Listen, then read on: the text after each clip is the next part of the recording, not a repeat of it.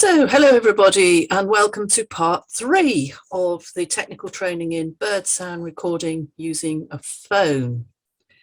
I'd like to welcome any new people to this project, and I want to just say I am part of Planet Birdsong Foundation, 3 people in the States and the UK who are promoting bird sound recording in Rwanda, and we are working in collaboration with the University of Rwanda Centre of Excellence in Biodiversity in a very successful new collaboration. So I am a town planner, qualified and chartered town planner. My background is in development management, urban development and in rural areas. And I have had 30 years in practice and concentrated on bringing environmental protection and sustainable development to the developing environment. Now I concentrate on bird conservation, habitat protection, and bringing good scientific data to sustainable development. So this week, we're going to focus on processing. So first of all, organizing, saving and deleting data files, and then we'll talk about how you process sound data files you've already made on your phone with a digital audio workstation, otherwise known as a DAW, D-A-W. Ebird very much wants participants who submit bird sound data to Ebird to keep it very minimal, and I'm going to show you how to do that on a DAW, digital audio workstation called Ocean Audio. Then we'll go on to saving and labeling the finalized sound files, and then I'll just give you a few operating rules and reminders about the key things. So first of all, organize, saving and deleting data files. You will collect a lot of different recording files on your phone in RecForge 2. And very quickly, you will want to start deleting some because these are big files. You don't want them using up your phone storage space. So keep listening back to your files and delete those that you don't want to take forward to processing. Keep those that you want to process and move them into a laptop or a PC. Now, unfortunately, audio processing is not possible on a phone on its own, as far as I can see. So you will need access to a PC or a laptop. But if you don't have access to a PC or a laptop, I suggest that you try to negotiate use of a PC with a school. Perhaps you can talk to the children in exchange, college, an NGO, a company you might be working for, or some administrative setting in your area. Or perhaps you can use a fellow birder's system and work together on this process. But if you cannot process, then you can submit data in its raw form. Ebird actually likes to have the raw form for science because it's completely unchanged, just as you recorded it in the environment. This is especially true of rare, scarce and special birds because really we do not want to lose the data that you've recorded of these birds. Better to submit it in an unprocessed form rather than losing it altogether. So in the PC, always save your originals in a separate file, boxed away, out of the way, so that they cannot be changed by your processing and don't get mixed up with your processed files. So what I do is do this by species name. So before we get to that, I just wanted to introduce to you some of the Ebird audio support materials, just as I've done before, some of the really good links that Ebird have made to help you do this making and processing of bird sound data. The first two are general guidelines on uploading media, how you prepare it, what you do with it, and how you process it. And the second one I've put in here because this actually gives you instructions on how to upload sounds from your phone. And you would do this if you're unable to process it in any way. And so you would upload it direct from your phone. The audio specific guidelines are very much about preparing your data files in a processor. And then there's a very interesting one there I found called rating a recording. Now this is self-rating, rating the recordings yourself from A to E. And the idea is that you can help users of this data to see quickly whether they're looking at what you consider to be a good recording or a recording that is not ideal but still worth submitting. And this isn't about the rarity of the bird, this is about the quality of the sound file. And it's up to you to use the criteria set by Ebird to decide which rating to give it. And that helps them decide which sounds to put forward for the Rwanda pack for other people to listen to. So have a look at that and see if you can do that when you submit your files. So moving on to the organizing of your files. This is an extract from my filing system on my laptop, and you'll see I have highlighted here an extract from my RecForge 2 files, organized by the species name. I've got lots of species now. This one I've chosen not because it's the best recording I've ever made, it isn't, but what it does, this sample does, is show various issues and problems that you might want to address when you're processing sound. So what I've done already is saved the original into a separate originals folder, well out of the way, and you're not going to muddle up your processing files with all your originals in there. So you then copy and paste the file you want to work on to a position outside the folder. So that's that one ready to go. We'll come back to the finalized ones later. So what do you use for your processing, your DAW, digital audio workstation? Well, what you need is this guy, this crazy guy here. This is the logo for Ocean Audio. It was actually designed for processing music, but it's very good for wildlife. The other one, which is regularly used by wildlife bioacousticians, is Audacity.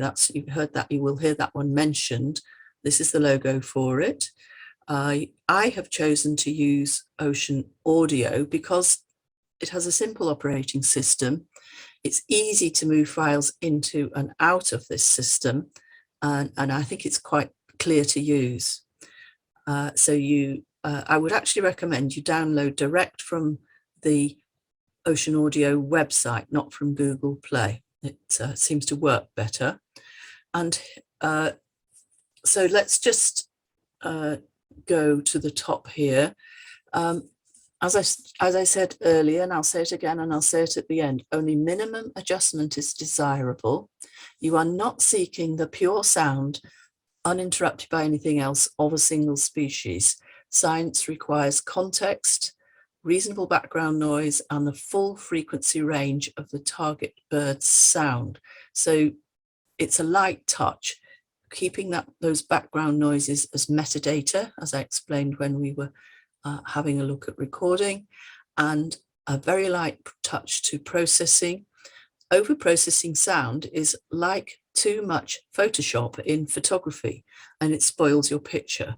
It's just not natural anymore. So you're looking after your original recording of the natural bird. So I think I've already mentioned this link, but I'll mention it again. It's an extremely useful one on audio preparation and upload guidelines. And then This is a very useful one that Ebird have developed. This is specifically about preparing sound files in Ocean Audio. So I recommend that one to you. So first off, you open your door, your Ocean Audio. This is a minimized file. So this is what it looks like when you open it. And here they have a really useful file box, and you can drop files into here direct from your filing system on your PC. So in this case, I've picked up the file I want to process. Remember, we've got Recforge 2, Sedge Warbler, and I've taken a copy of the file and put it outside the originals box so you don't lose that one. So this is a copy exactly as recorded, and I'm just picking that up and dropping it directly into Ocean Audio files box, and that's the copy going in. So that's the first thing to do. So once it's in, you can enlarge Ocean Audio back to the full screen, and you can have a look at what you have. Here we have the waveform for my recording, and you can see, just have a look and see what it looks like for first thing. You can see we've got a block of sound here, and then something starts to get louder and louder, quite loud at this point, and then we start getting some noise here. Now, I'm going to try and play this to you, the original sound, and let's see if you can hear it. Okay, I hope you heard that. It may or may not have come out, but if you did, you will have heard a bird here called the common curlew, Eurasian curlew, and that is a second bird. Your target bird is actually the sedge warbler. So I want to tell you how to deal with a situation like that, because that's actually a very good sound in its own right. We've got some noise at the beginning of this file. That's handling noise. Very often there's noise from your phone, moving yourself into position, your parabola if you're using one at the beginning, and we will actually cut that out. There's also a little thin line there, and there's another one along here, and then there's another one here. These are clicks. You'll find when you play this, the first thing to do is probably play it and see what it sounds like. These are clicks that are coming from your equipment, and we will deal with those later on.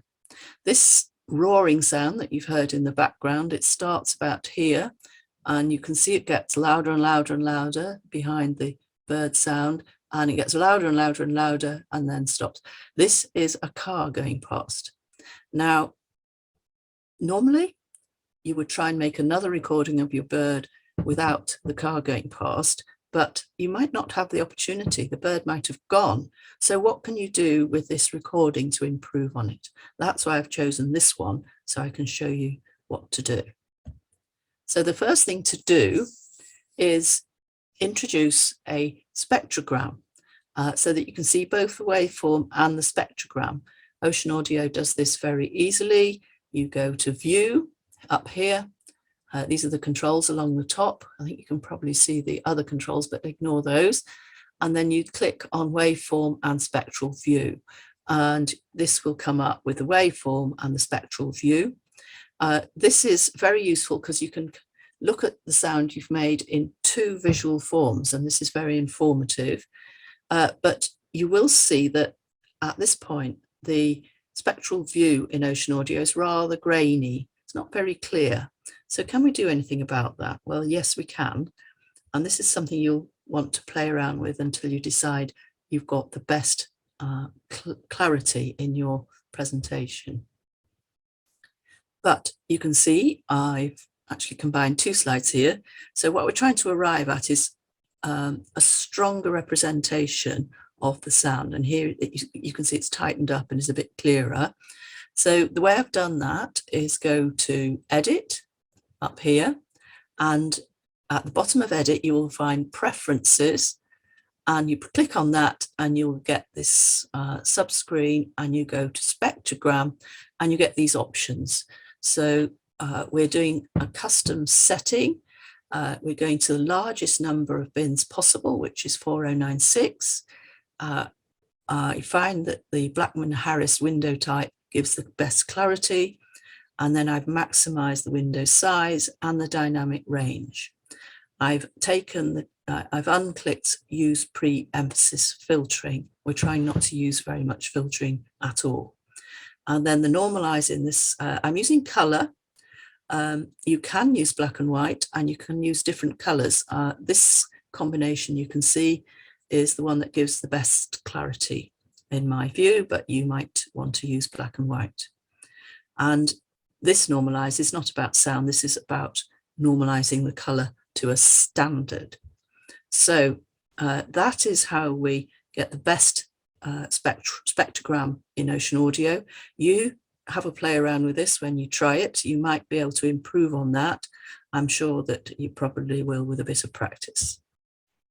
So we end up initially with the file setup in Ocean Audio looking like this. I haven't done any processing on this file yet. I've simply set up the settings. So have a look at it, play it, and as you play it, up here, you play it with that start button, and you can, all the controls are up here.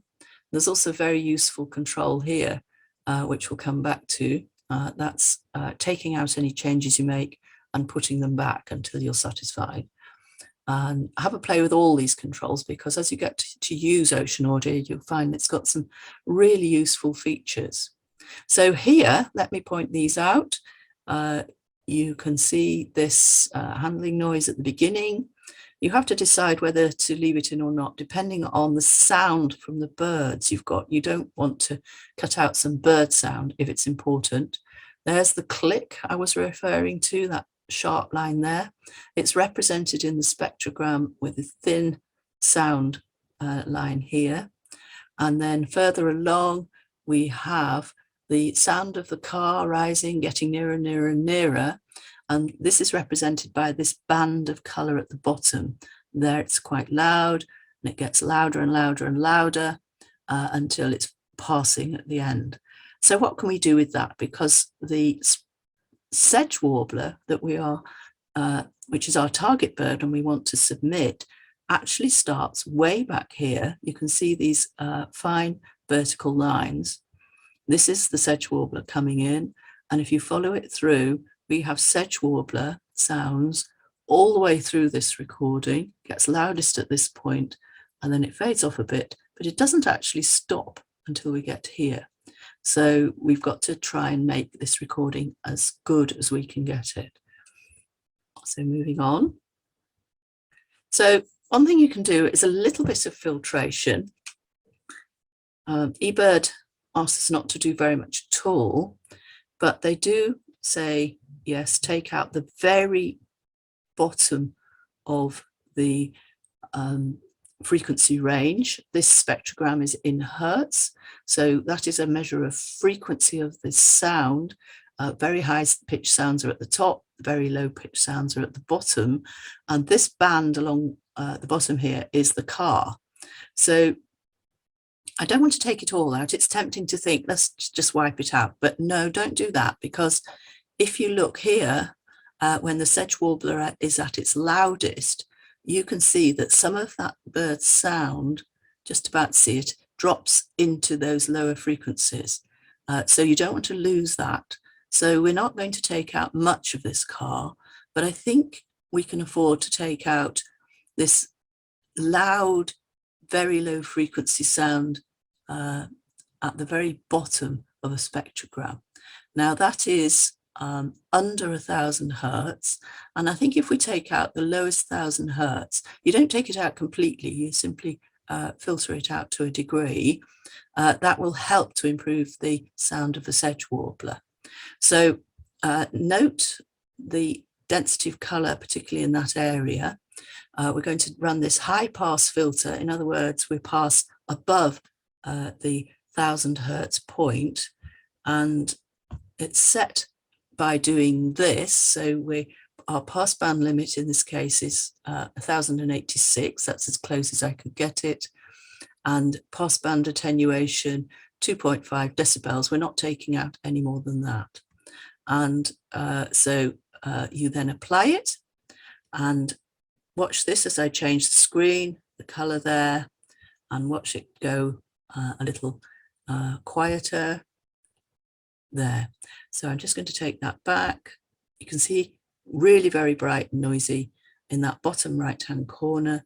And when I run the high pass filter, you can see we've taken out some of the noise at the bottom of the spectrogram. Nothing else has changed. And you can test this out. You can play it. This one is actually playing when I took the screenshot. And if you're happy with it, that's fine, but you can always have another go. This return arrow will take you back to this before you put the filter on, and this one will reapply it, and you play around with those until you're happy with your results. So moving on.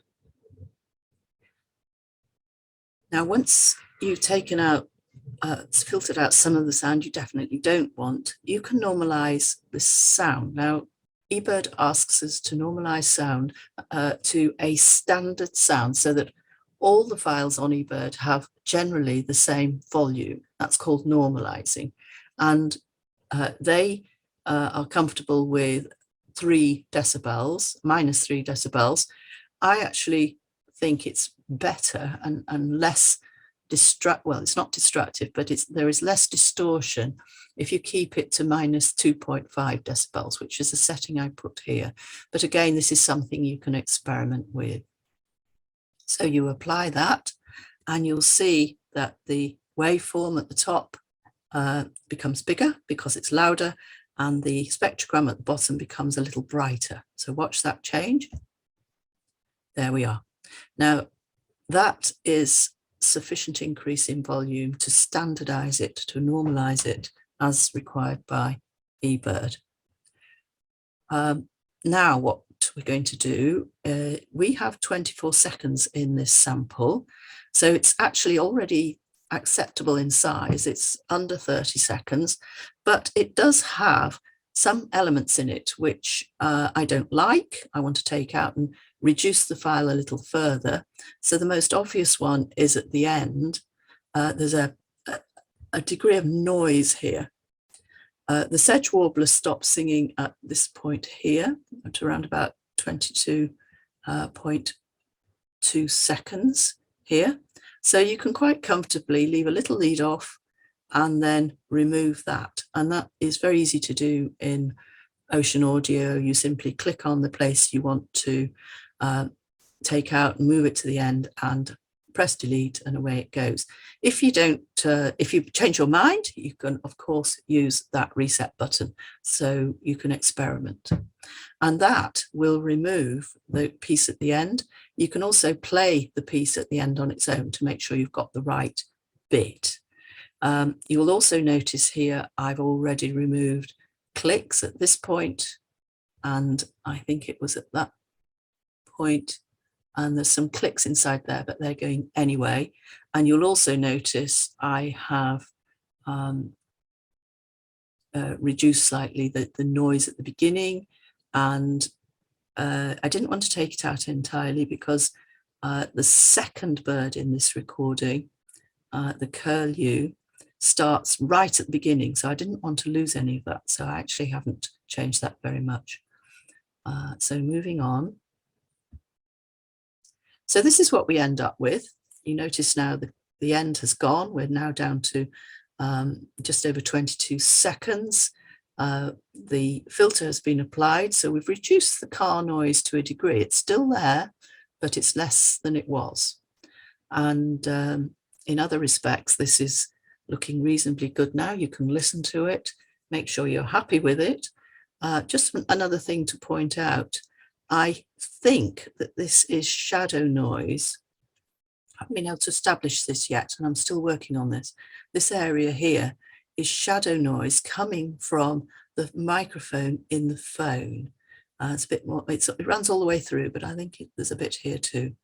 That's something I'm still working on, and we can discuss that and advise on that as we get into recording.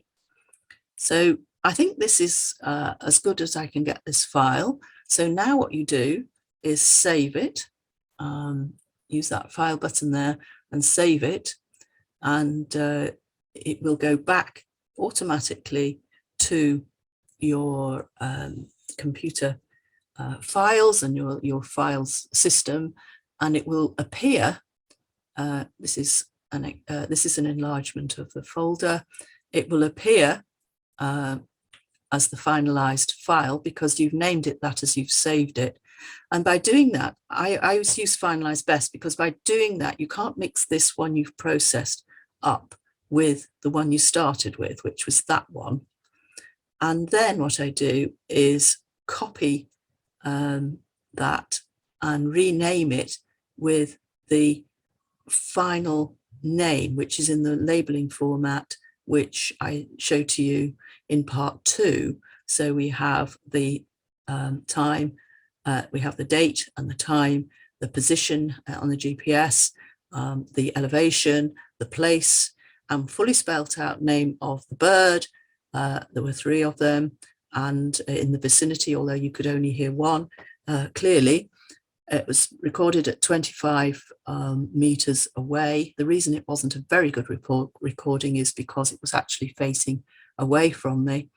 And the second bird in the recording is the curlew, but because that comes up first and is quite loud, I would actually mention that in the recording notes you make at the end of this recording, so that the person listening to it knows that it's part of your metadata, it's not the target bird. So we've done that now, and that file is ready for submission. So that's how you process files, but have a look at Ocean Audio, play around with your recorded files and make them as good as you can get them. It's something you just have to have a go at, press buttons, play with it and see what you can do. But a few operating rules.